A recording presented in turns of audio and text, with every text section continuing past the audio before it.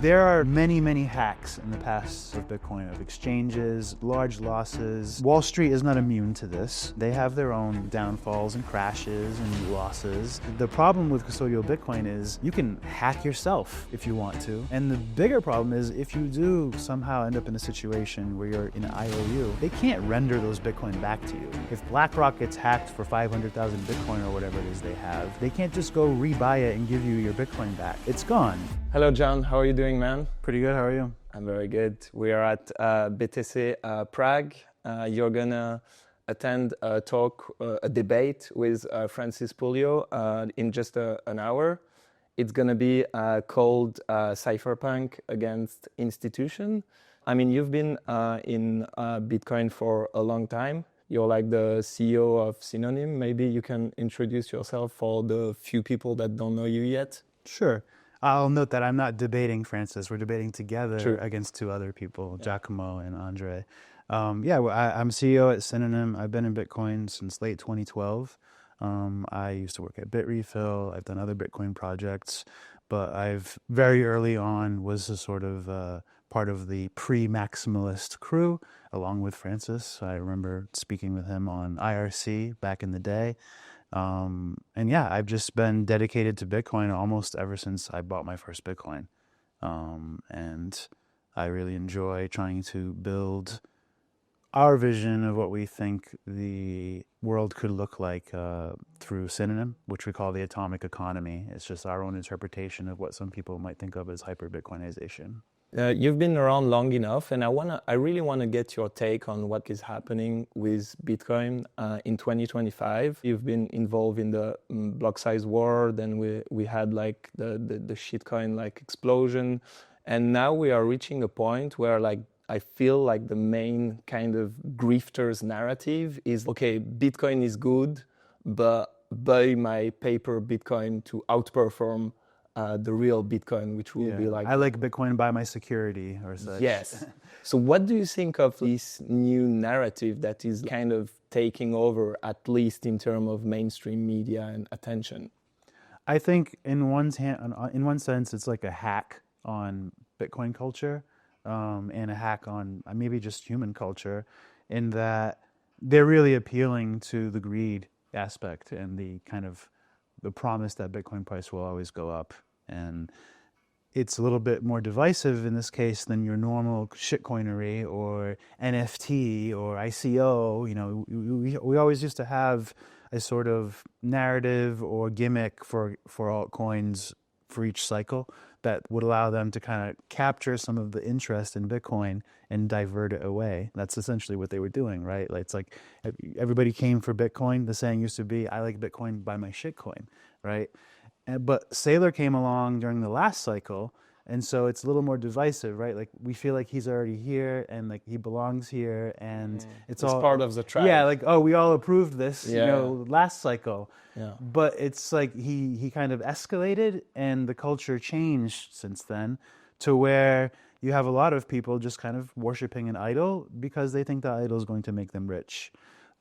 Sure, maybe not everybody would agree with that. They might really sincerely feel that there's a hack against the dollar in the financial system, and they feel their risk is so low that they should participate in this hack by buying master shares or strategy shares, I guess it's called now. But the issue with it, the main issue I think is, as everybody could see, is it's difficult for the price to go up when you're reselling the Bitcoin you already purchased through your stock to retail.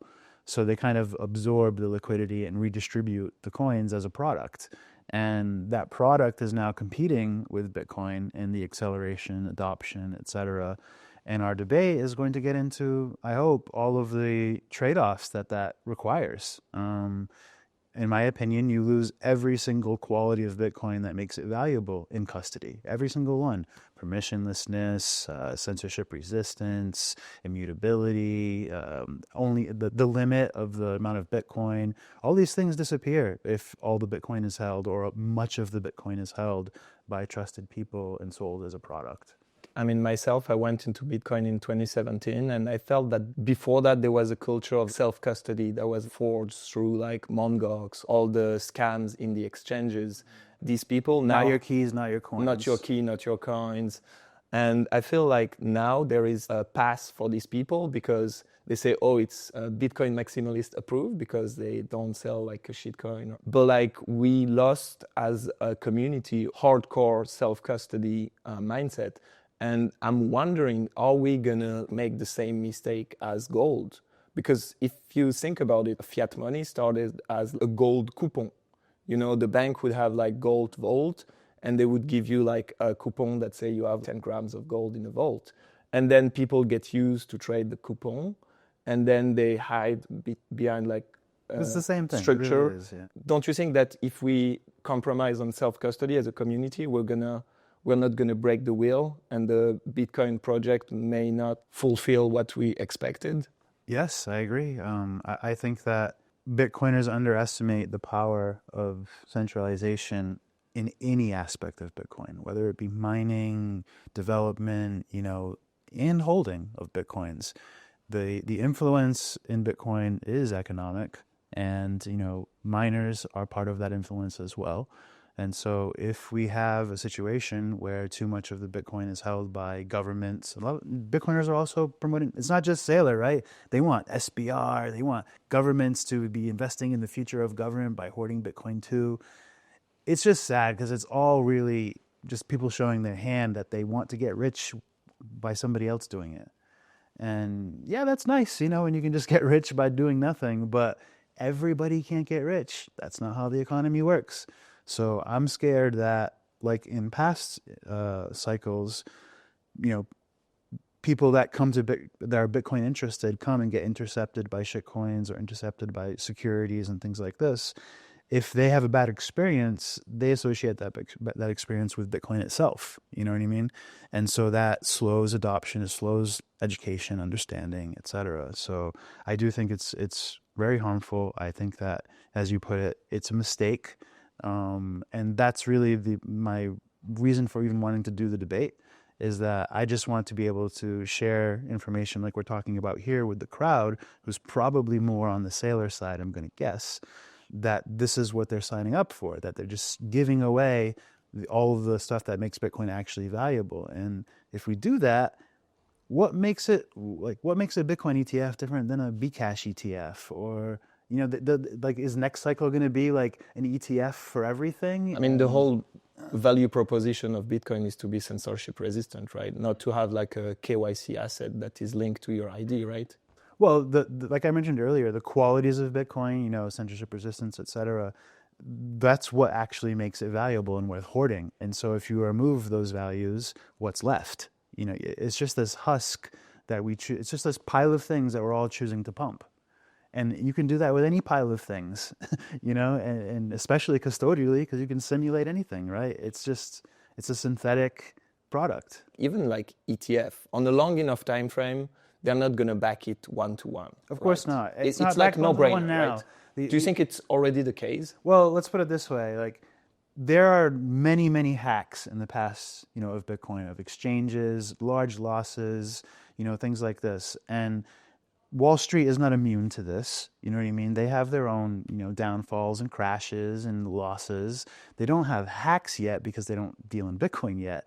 But the problem with custodial Bitcoin is you can hack yourself if you want to, yep. And the bigger problem is if you do somehow end up in a situation where you're in IOU, they can't render those Bitcoin back to you. Like if BlackRock gets hacked for 500,000 Bitcoin or whatever it is they have, they can't just go rebuy it and give you your Bitcoin back. It's gone. And at best, you're going to get some court settlement for some fiat percentage value of what you had. And if you're lucky, I think it's a horrible, horrible trade-off. Yeah, at the end of the day, if like people go to like paper Bitcoin instrument and one day they supposedly get hacked, they will be like, okay, if we want to avoid global financial collapse, we're gonna need to depeg it, so they can say, oh, we've been hacked. Yeah, there'll be a bailout of some kind. We need to like depeg. So instead of like having a Bitcoin 1-to-1, you'll have 1-to-8, and then like slowly it's going to go down. That's what I'm getting at with the hack thing, is that most of the hacks, or it feels like all of the hacks, were reported. But there are surely ones that were never reported. There are surely fractional reserve situations today. I wouldn't be surprised if there was like some random exchanges, even Coinbase, or that may have even been hacked and then did recover, but just never told anybody. And so that's what you have to kind of maneuver with is, are they going to make paper Bitcoin? Is the paper Bitcoin going to affect the price? Are we going to end up with a black market price and a white market price? And then is the black market going to be demonized and that make it easier to attack and kill the Bitcoin that we actually want? It's just, Satoshi literally invented Bitcoin to try to remove these qualities from the system, but to try to stop having to be this way. And now we have so many Bitcoiners just saying it's progress or something good to go back to what we were doing before. It makes no sense. It makes no sense. Bitcoin is not the thing that you should be trusting people with, because it's the thing that was invented so you don't have to trust people. If you want to do securities and gambling and speculation and trading, use something else. There's so many things and all their prices move. If you don't like how much they move, use more leverage. Like if your goal is speculation, you have so many options. You shouldn't use Bitcoin because the other options give you more protection. Like if your bank loses your money, they have insurance, for fiat and things like this. They can't do that. If you want to gamble, but it's not a Bitcoin thing. And the same Bitcoin influencer that built their brand into like self-sovereignty and like censorship resistant and all these things are now like changing gears and like promoting these types of like things. Like I'm surprised. I mean, it's all, I assume, in the state of good discourse, but I mean, there was probably a time where Giacomo Zucco wouldn't have gotten off stage even to pretend to defend the institutional side. Yeah. You know what I mean? Like, yeah, I wouldn't do it. If somebody said, okay, John, do this debate, and they said, oh, but you have to be on the institution side, I'd be like, no thanks. I'm curious because I wouldn't see him taking this side. Maybe he's like trolling, we'll see on stage. Well, he's pretty well read, and so he probably knows what they are. Like, I do think like a Bitcoiner is best at criticizing Bitcoin. Yeah. You know what I mean? And so if that's true, then, maybe he can provide some perspective that still supports institutions, be objective. Like, to be a good debater, you should be able to take either side, right? Of course, yeah. You should be able to make the best argument against yourself, because then I think he could have been in any side of the debate for sure. And but it's just funny that we're accepting it as like something to argue. True. You know what I mean? Like, yeah, true. Let's there argue. should be no debate on that. I agree. And you're big into like spending Bitcoin and promoting spending your sats. If we go through the white paper, there is no mention of store of value or anything like that. It's more like a payment rail, and that's the original idea, I guess. And now we won like the store of value narrative. Everyone knows that Bitcoin is one of the best store of value, even in the legacy system. But well, now I want to kill the store of value narrative. That's the thing. If we want to have business that accept Bitcoin, we need to have Bitcoiner that's are ready to spend their Bitcoin, right? Or having Bitcoin they can even spend. Like if you call yourself a Bitcoiner but you own master shares, like you obviously can't spend them. You know what I mean? Like you can't buy things with shares. So your biases are going to change. Your arguments are going to change. The things you believe in will change, and the whole Bitcoin culture will change. And that's the scary part, is we could become a very minor minority, people that care about this stuff. We have to be ready for if that's how things proceed. Like we don't know how things will unfold. There could be a hard fork between the white market and the black market someday. There could be regulations against the black market but not the white market. There could be all kinds of things, and we have to be ready to defend the reason why Bitcoin exists in the first place. And I don't think giving it away to the government.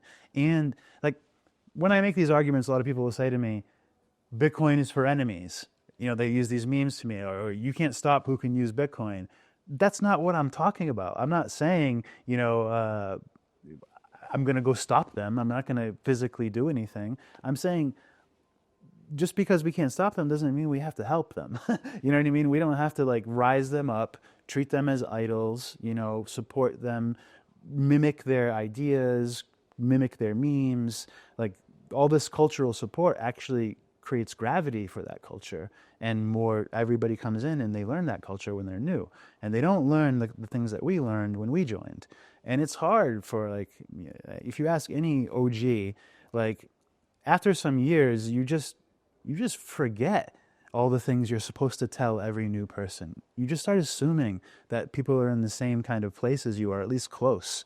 And you just don't end up educating them on all the things we argued about in the first years or the first 3 cycles that we experienced. And now this 4th cycle, we're just tired, and everybody new thinks they know everything. And so like, you just don't want to fight as hard to like, it's like, fine, be a retard, do what you want, get rug pulled.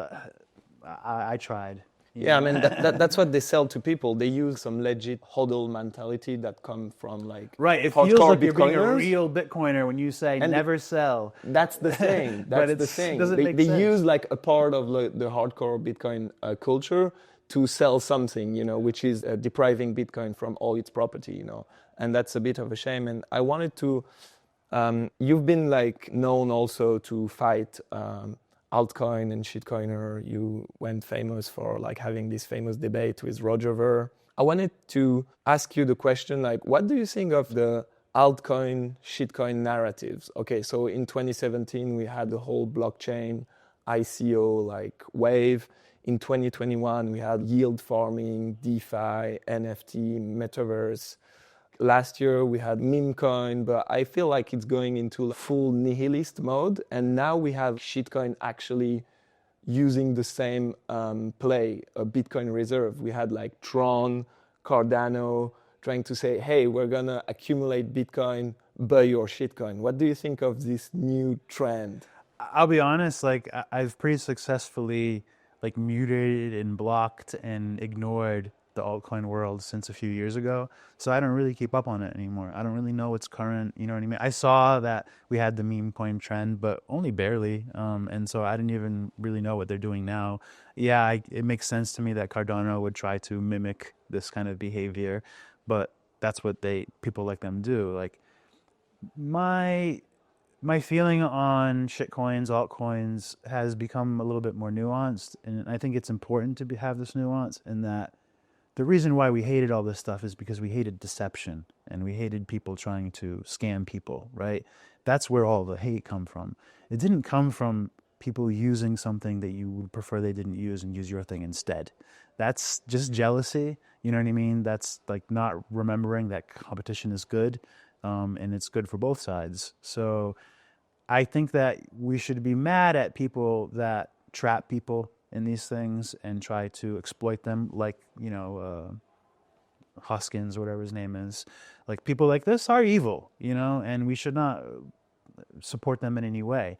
But if somebody's using Tron to use Tether in Argentina because it solves problems for them, it's difficult to like not look like an asshole, criticizing those people. Like it's pretty difficult. Like they're just doing something that works for them. They're not trying to scam anybody, So while I have never needed an altcoin, and I have also never needed a stable coin personally, that doesn't mean that other people don't, and it doesn't help other people. So that's a little bit how I look at it today. And also, as we've seen Bitcoin struggle to figure out its narrative and path for scaling, it makes you start to wonder, like, okay, like when Bitcoin is invented, it spawned the greatest blooming of more monies ever. Like what we're talking about hyper-Bitcoinization, the rest of the world was just making more and more and more monies. You know what I mean? Like more shit coins, things like this.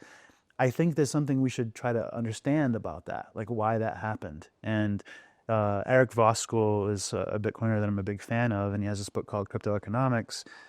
I don't agree with this take, but it's interesting to think about and understand this take so you can think about things that I just mentioned, which is he thinks Bitcoin is a design pattern. Like the Bitcoin white paper defines how to implement Bitcoin. And anybody who implements that design pattern has implemented Bitcoin, and thus it's all Bitcoins. And so as long as you are, using the same designs that come to the same outcomes, like a blockchain, UTXO based, etc., if the only difference is how much hash power you have, the primary difference, then you're just made another Bitcoin. And he believes this is how Bitcoin scales, is that because Bitcoin just doesn't actually scale, you just need more Bitcoin instances for people. Now, I don't agree with this, like I said, but I think it's important to understand this philosophy because I can't refute it either, right? And so I don't have to support it, but I can acknowledge that this is one way to understand what's happening.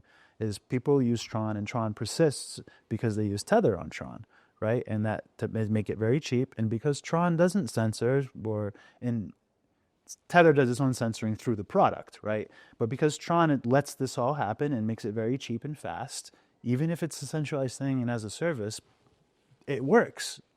And so it's hard, and when you think on this level, it makes you approach other design patterns better, like trying to analyze where liquid sits in all of this and whether that's any different than what Tron is trying to do. And you know what I mean, fundamentally. So yeah, I know this maybe isn't the path you wanted to go on. No. It's very interesting. What do you? I mean, you have like BitKit, which is like a Lightning and Bitcoin on-chain wallet. What do you think of Lightning? How it was sold? Maybe like there was Bitcoin who were over-promising on Lightning, and what do you think it's gonna evolve? So just about Lightning, we've been very deeply involved in Lightning since very early on. When I was at BitRefill, when I was at BitRefill, I'm the one that got Bitfinex to adopt Lightning and add Lightning nodes and Lightning support, and now they're the largest Lightning node set in the network. We've implemented multiple versions of Lightning in our products, and where we are today, it's finally something that works nicely in the app.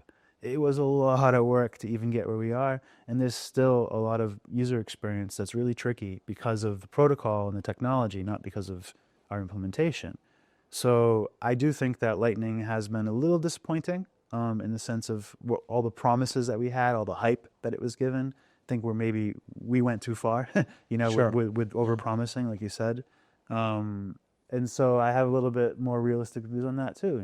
Like I think, okay, if this is only going to provide a niche or subset aspect of scale, what are we going to do? Do we need to have more discussions about, regular block size increases? Do we need to have more discussions about funding more research for layers that are just somehow superior to the current options?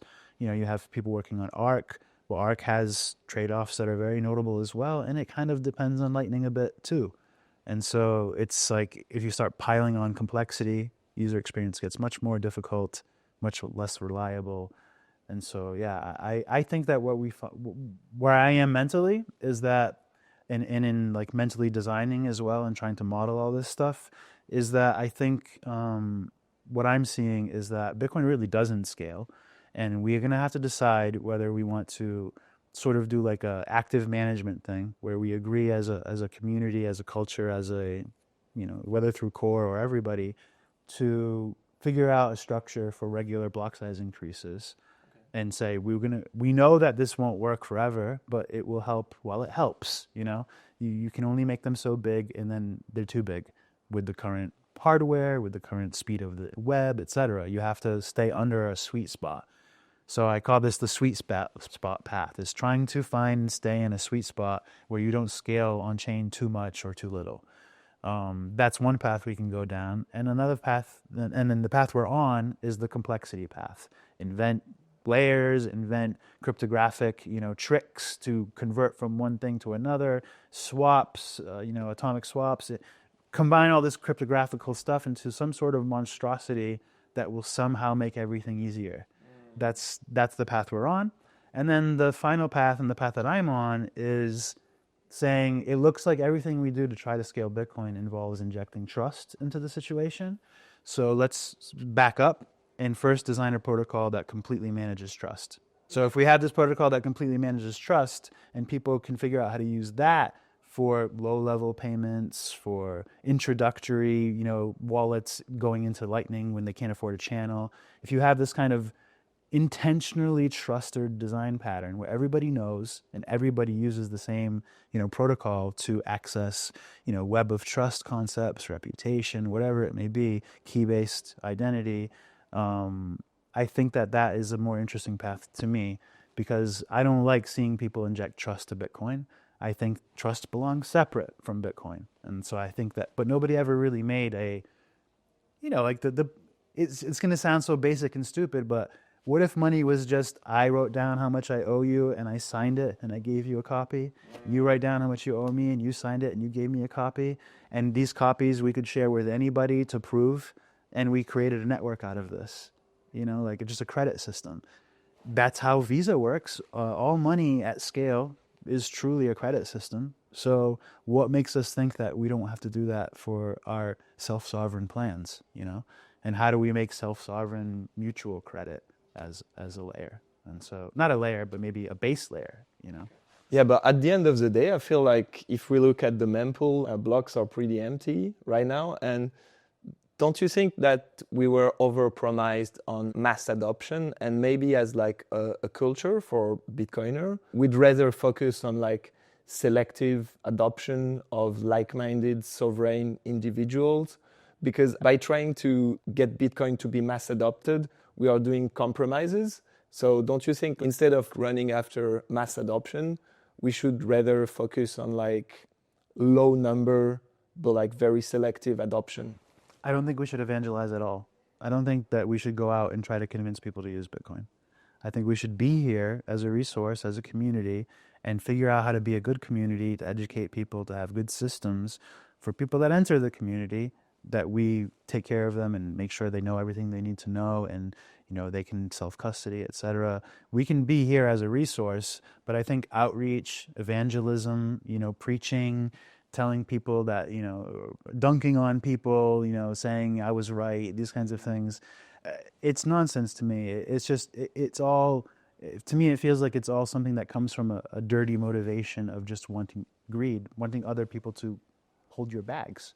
We don't evangelize like getting people to eat more healthy. Like you don't go out on the street and say, hey, have you heard of Atkins diet? Why aren't you on Atkins diet? You know what I mean? Like we don't do that, right? So why do we do that for Bitcoin? Because we're salesmen, because we want them to also own it and make it more scarce and pump our bags. This is not I don't know if it's immoral, but it just doesn't feel like a positive way to behave as a culture. And so I don't like evangelism. I feel like Bitcoin is made for everyone, but not everyone is made for Bitcoin. Like if you go in the street and ask the average guy, and you're going to be like, hey man, you're going to have a substantial part of your net worth in like a seed plate in your garage with no inheritance plan, they get pretty scared. And I feel like most people I think we scare them. I think we do it. Don't I don't you think it's that most scary at all. people, they are escaping like the responsibility of owning their keys?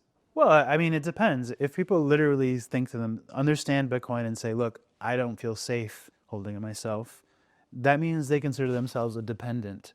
And dependents depend on other people, and that's their choice. I assume most people that are truly dependents are people that have, children, people that are children or have disabilities, like actual mental retardation, like, you know what I mean? Like people that are literally dependents shouldn't hold their own Bitcoin. People, you're getting more into whether like people can feel like they can defend themselves or like they might be robbed or attacked. I think everybody has things in their home they're scared people will come steal. I think everybody feels they need to secure their home regardless of what they put in there. Maybe I'm not being fair. In other words, if you have like, I don't know, $100,000 of savings and keeping it under your bed, probably most people don't do that. They will outsource that. And at the end of the day, people outsource their security to the police, they outsource their money to the government, they outsource their health through vaccine, they outsource their like nutrition. I wouldn't call it outsource. You know? You can't do it yourself, right? Yeah. You know what I but mean? most like, people, I'm saying like the Pareto law, like 80% of people got vaccinated during COVID. People follow whatever the kind of main narrative is, and people use trust as a decision mechanism. Yes. And unfortunately they use very poor heuristics to establish the trust. Like, oh, this person's really rich, they must know what they're talking about. This person has a lot of followers, this person's really beautiful, I should trust them. These are really primal or caveman sort of, ways of determining trust. They're not useless, but you need to apply much more nuance and context, depending on what you're trusting someone with. Like when I mentioned this protocol we're working on for, a trust layer, it basically, by researching and thinking about it a lot, we realized that you have these dimensions of trust. You know what I mean? You need a context. You need to know who you're going to trust with what, and then how much. So you have these kind of three parameters that are actually like what trust is built out of. And so when you start thinking about trust, you can start actually digitizing it. I want to go on another subject with you because you've been raising a lot of debate recently over the last months about your BIP 177 proposal. Can you try to explain to the audience what is happening with that? Sure. So at some point, I don't know, maybe 5 years ago or so, in talking to a developer, a Bitcoin developer, I realized as he was explaining how Bitcoin worked, how aspects of Bitcoin worked to me that hadn't been explained to me before, that Bitcoin truly didn't actually have a decimal, right? Like that the way it actually worked, it was an integer system, and that this is actually the only way that makes the limit defendable. In other words, you can say there's only 21 million BTC because it's not divisible. You know, you couldn't say that because Bitcoin only works in base units. The decimal is just an aesthetic thing that's applied in the wallet applications. Don't you think that it's because when they started like thinking about that, where to put the decimal, they were like, okay, maybe one day we'll reach $1. So I think that was. Well, you can find exactly what they thought about it. I mean, Satoshi discussed exactly his thinking about this, and his thinking about this was simply, you know, he thought a lot about how to choose the actual total number, and then there were also hardware limitations into how big the number could even be. And then he thought about, yes, with placing the decimal, he thought about where to place it so it would feel like it had enough value, but enough room to go up, and this kind of thing. So it was like it was an aesthetic sort of, you know, subjective design choice. It wasn't a protocol. It's not a protocol aspect at all. And the reason why this bothered me is that as I began to explain it to other people, it was really difficult to like unwind this idea that Bitcoin was divisible, because they've been through like Francis Coppola pizza division incident, which actually, if you in hindsight, now that we know, I know how Bitcoin doesn't use a decimal, was an embarrassment to both sides because it showed that nobody knew how Bitcoin actually worked. She didn't know. The Bitcoiners that made fun of her didn't know either, because the only response you needed to give to her was, yeah, but Bitcoin's not divisible. And then she'd be like, oh, okay. And then the whole thing wouldn't have happened, because that was her concern was actually valid in the sense that, no, if you divide a pizza into more slices, you obviously don't create more food.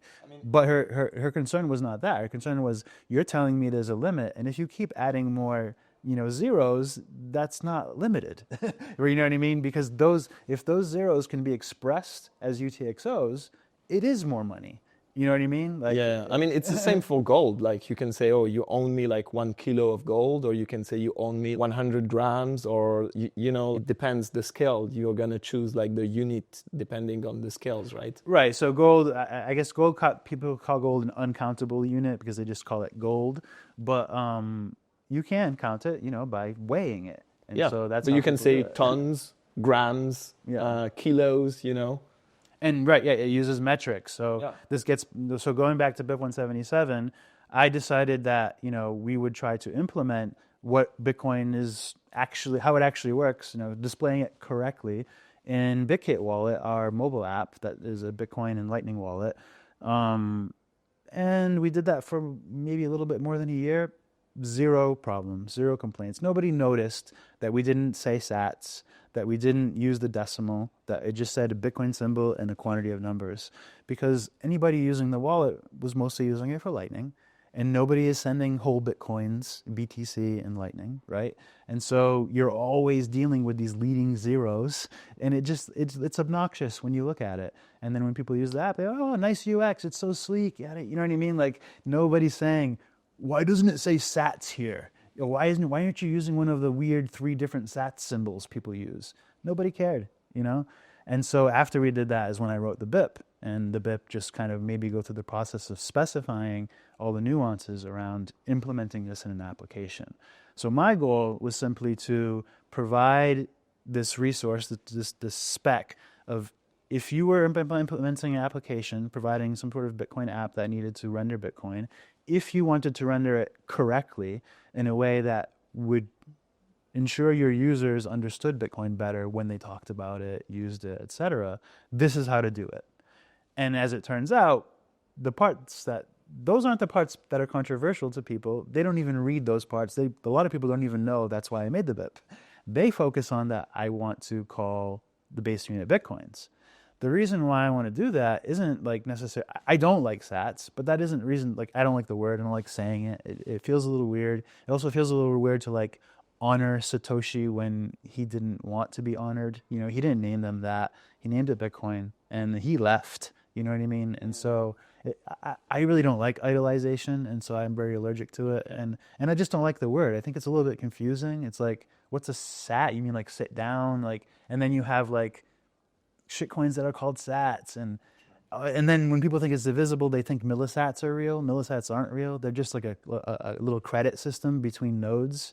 All these things follow, and so you have to figure out how to display this stuff correctly and give people a chance to understand it. But people focus on, the problem is if you remove the decimal, which part is Bitcoin now, right? It's the base unit. Those are the Bitcoins. You know what I mean? Like you have Bitcoin protocol, and then you have base units. You have units of Bitcoin. You can call them anything you want to. But in this specification where I'm removing the decimal, it seems absurd to me to call those things Satoshis and call nothing Bitcoins. Sure. You know what I mean? So basically you wanted to do that to make people understand that in the protocol there is no decimals, right? Right. And there's actually, there's a long-term paranoia is why I really care about this, which is I did a poll maybe a year or two after I learned this stuff, this information, and I did 2 polls, you know, on sequentially. One of them was asking all my followers, if we were to use a soft fork to create more decimal places, would you support it? And it was about maybe 65% yes, something like this. And then I did another one, which is, would you support a soft fork or hard fork, I forgot how I worded it, to multiply the quantity of units if it was proportional? In other words, if you had 1 Bitcoin now, you'd have 10 Bitcoin later, you know, and so would everybody else have the same kind of proportion. Would you support that? 80% or something said no. Okay. And it's the same question. Yeah. They didn't know it was the same question, but it was. But just by how I portrayed it to them, I got a different answer. That scared me a lot, because that means that if Bitcoiners continue to become less educated and Bitcoin becomes to be more captured by central institutions and things like this, there could be a future where one day there's a proposal to add more decimal places. And they will add, people will say, oh, we're just making it more divisible, doesn't affect anybody. But when you design that fork to do that, to technically multiply the quantity of units, you can't divide them, you can only make more. You could display the decimal wherever you want and trick people, right? And depending on how you implement that design, there are sneaky ways to implement it that aren't proportional, not 100% proportional. One small example I can give that's easy to understand is just simply, if you multiplied the units by 10, for example, or another divisible place, how are you going to handle mining rewards? Are you going to extend the block rewards to be able to reach 0 again, or close to 0 again, or not? And is that Bitcoin now extra Bitcoin that is not distributed proportionally? How do you address that? And there are going to be other little edges of the design like that, where if the community is ignorant, you may be able to get inflation injected into Bitcoin, because they cared so much about sats and their little dot. I know that's a little bit paranoid, but my poll proved it. Right? Don't you think it's like a bit too late to try to get consensus on these type of things in Bitcoin? Like, I've had people tell me it's too late. I've had people tell me it's too early. Like some people, everybody has a different reason why they want to criticize the idea or the BIP. I have noticed a lot of people that actually interact and read it end up changing their mind.